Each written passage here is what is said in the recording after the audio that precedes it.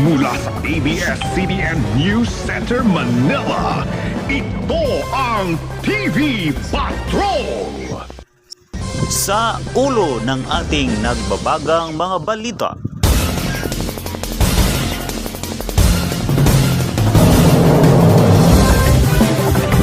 Dili matukib ang gibating kalipay sa mga kabataan nga nakaapil sa Kids Party celebrations nga gipahigayon sa 29th Infantry Matatag Battalion Philippine Army niining bag-uhay pa lamang Agosto 15 tuig 2024. Ang mga kabataan nga mga nitambong ang gikan sa mga estudyante og bisan kadtong wala ni eskwela og bisan pa man ang kadtong gagmay mga kabataan tumong sa maong kalihukan hatagan og pagtagad ang mga kabataan isip giilang mo ipaglaom sa nasud.